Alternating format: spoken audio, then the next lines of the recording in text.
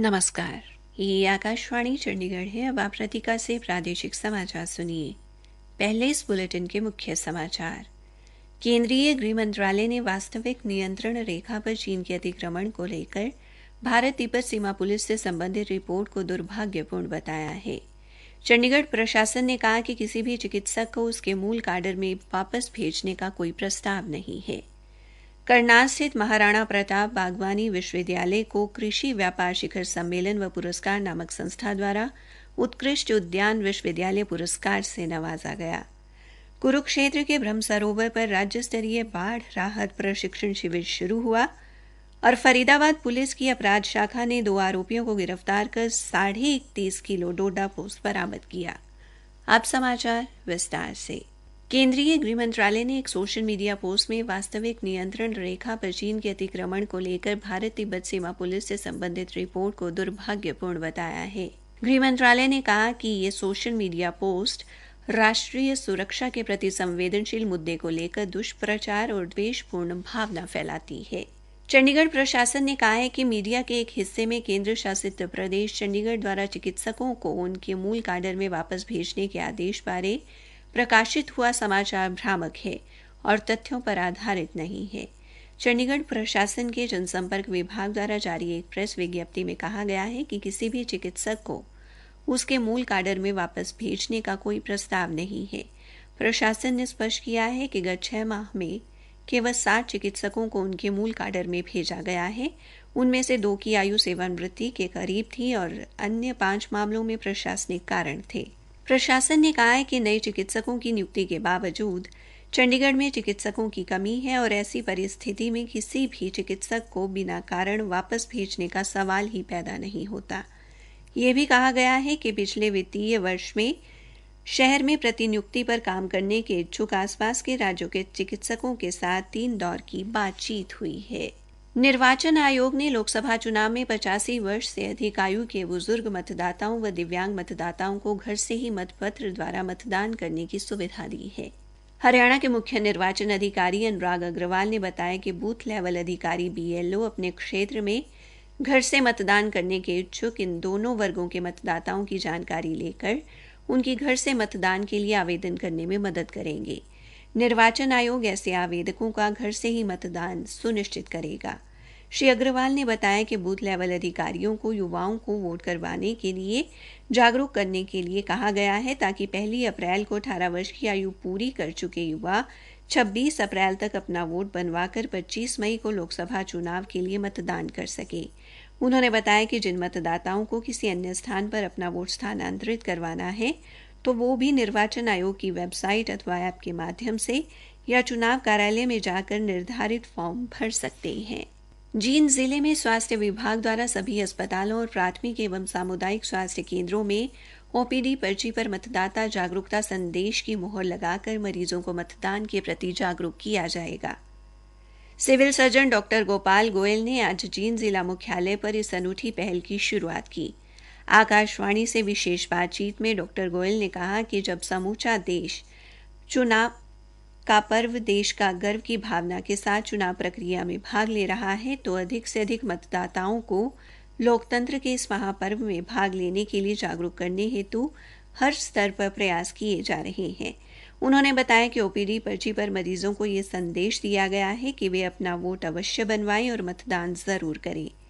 पर्ची पर लगने वाली मोहर में चुनाव का गर्व देश का पर्व स्लोगन भी शामिल किया गया है। सिविल सर्जन ने कहा कि इस पहल के साथ ये दिशा निर्देश भी दिए गए हैं कि स्वास्थ्यकर्मी मरीजों को मौखिक तौर पर भी मतदान के बारे में बताएंगे। करनाल स्थित महाराणा प्रताप बागवानी विश्वविद्यालय को उत्कृष्ट उद्यान विश्वविद्यालय पुरस्कार से नवाजा गया है। विश्वविद्यालय को ये पुरस्कार कृषि व्यापार शिखर सम्मेलन व पुरस्कार नामक संस्था द्वारा हैदराबाद में आयोजित एक कार्यक्रम में बागवानी क्षेत्र में किए जा रहे उत्कृष्ट कार्यों के लिए प्रदान किया गया। विश्वविद्यालय के प्रवक्ता ने बताया कि विश्वविद्यालय को यह पुरस्कार जैविक सूक्ष्म जीवों में अनुसंधान के दौरान ऐसे सूक्ष्म जीव संबंधित जैव आदानों की पहचान के लिए मिला है जिनका बागवानी फसलों को सुरक्षित रखने व गुणवत्तापूर्ण उत्पादन लेने में प्रयोग किया जाएगा। उन्होंने बताया कि इसके उपयोग से खेतों में 20 से 25% कम रासायनिक उर्वरकों की जरूरत पड़ेगी। प्रवक्ता ने कहा कि महाराणा प्रताप बागवानी विश्वविद्यालय के वैज्ञानिक गुणवत्तापूर्ण पैदावार बढ़ाने के लिए कार्य कर रहे हैं ताकि किसान का खर्च कम हो और आमदनी बढ़ने से वे आर्थिक तौर पर समृद्ध हों। प्रादेशिक समाचार आकाशवाणी चंडीगढ़ से प्रसारित किए जा रहे हैं। आज कुरुक्षेत्र ब्रह्म सरोवर पर हरियाणा के राजस्व एवं आपदा प्रबंधन विभाग के सचिव एस नारायणन ने 6 दिवसीय राज्य स्तरीय बाढ़ राहत प्रशिक्षण शिविर का शुभारंभ किया। सचिव एस नारायणन, कुरुक्षेत्र से उपायुक्त शांतनु शर्मा, अतिरिक्त उपायुक्त डॉ वैशाली शर्मा एवं अन्य अधिकारियों ने ब्रह्म सरोवर में नौकाओं को झंडी दिखाकर व दीप प्रज्वलित कर आज से 20 अप्रैल तक चलने वाले इस शिविर का उद्घाटन किया। प्रदेश भर से आए लगभग 150 प्रशिक्षणार्थियों को अपने संदेश देते हुए सचिव ने कहा कि इस शिविर में हर वर्ष प्रशिक्षण लेने वाले प्रशिक्षणार्थियों को फिर से तरोताज़ा करने के लिए मास्टर प्रशिक्षकों को आमंत्रित किया गया है। उन्होंने कहा कि ये शिविर कर्मचारियों के लिए बेहद महत्वपूर्ण है क्योंकि उनके द्वारा यहाँ से प्रशिक्षण ग्रहण करने के बाद कहीं पर भी आने वाली आपदा में किसी की जान को बचाया जा सकता है। उन्होंने कहा कि गत वर्ष प्रदेश में बाढ़ के कारण लगभग 47 लोगों ने अपनी जान गंवाई थी, इसलिए इस शिविर की अहमियत को समझने की ज़रूरत है। महेंद्रगढ़ के कनीना में स्कूल बस हादसे के बाद स्कूल बसों की जांच निरंतर जारी है। पानीपत के उपायुक्त डॉक्टर वीरेंद्र कुमार दैया ने बताया कि आज जिले में विभिन्न स्कूलों के 70 वाहनों की जांच की गई और खामियां पाए जाने पर 10 वाहनों के चालान किए गए और 4 वाहनों को कब्जे में लिया गया। उधर भिवानी में आज private school welfare association Haryana के बैनर तले स्कूल संचालकों ने बैठक की एवं बस हादसे में जान गंवाने वाले बच्चों के अभिभावकों के प्रति शोक व्यक्त किया। एसोसिएशन के प्रदेशाध्यक्ष राम अवतार शर्मा ने कहा कि प्रशासन जिन स्कूलों की बसों में कमी है उनके खिलाफ ही कार्रवाई करे। उन्होंने कहा कि स्कूलों की नई बसों के चालान काटे जा रहे हैं। अगर 2 दिन तक ये सब नहीं रुका तो 19 अप्रैल को प्रदेश के सभी निजी स्कूलों की बसों की चाबियां जिला उपायुक्तों को सौंप दी जाएंगी। फरीदाबाद पुलिस की अपराध शाखा ने 2 आरोपियों को गिरफ्तार कर 31.5 किलो डोडा पोस्त बरामद किया है। पुलिस प्रवक्ता सुबे सिंह ने बताया कि गिरफ्तार किए गए आरोपियों की पहचान बाबा तथा आकाश के तौर पर हुई है। दोनों आरोपी उत्तर प्रदेश के बंदायू के रहने वाले हैं जो फरीदाबाद के सिकरी गांव में किराए पर रह रहे थे। उन्होंने बताया कि आरोपी बाबा के कब्जे से 16 किलो 200 ग्राम तक, आकाश के कब्जे से 15 किलो 300 ग्राम डोडा पोस्त बरामद किया गया है। आरोपियों से पूछताछ में सामने आया है कि दोनों फरीदाबाद में एक ट्रक चालक के साथ सहायक का काम करते हैं। उत्तर प्रदेश से डोडा पोस्त लाकर फरीदाबाद में बेचते थे। पंचकुला जिले की मंडियों में अब तक 4,604 टन से अधिक गेहूं और 628 टन से अधिक सरसों की खरीद की गई है और 584 टन सरसों और 320 टन गेहूं का उठान किया जा चुका है।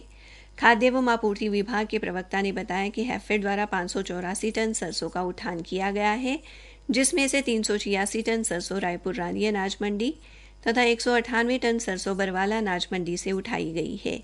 इसी तरह 320 टन गेहूं में से हैफेड ने रायपुर रानी अनाज मंडी से 160 टन और हरियाणा भंडारण निगम ने बरवाला अनाज मंडी से 160 टन गेहूं उठाया है। उधर कैथल जिले में विभिन्न एजेंसियों द्वारा कल शाम तक 78,774 टन गेहूं की खरीद की गई है। कैथल के उपायुक्त प्रशांत पवार ने बताया कि जिले में हुई गेहूं की कुल आवक में से 23,939 टन गेहूं खाद्य एवं आपूर्ति विभाग द्वारा, 26,880 टन हैफेड द्वारा तथा 27,955 टन गेहूं हरियाणा भंडारण निगम द्वारा खरीदा गया है। अंत में मुख्य समाचार एक बार फिर। केंद्रीय गृह मंत्रालय ने वास्तविक नियंत्रण रेखा पर चीन के अतिक्रमण को लेकर भारत तिब्बत सीमा पुलिस से संबंधित रिपोर्ट को दुर्भाग्यपूर्ण बताया है। चंडीगढ़ प्रशासन ने कहा है कि किसी भी चिकित्सक को उसके मूल काडर में वापस भेजने का कोई प्रस्ताव नहीं है।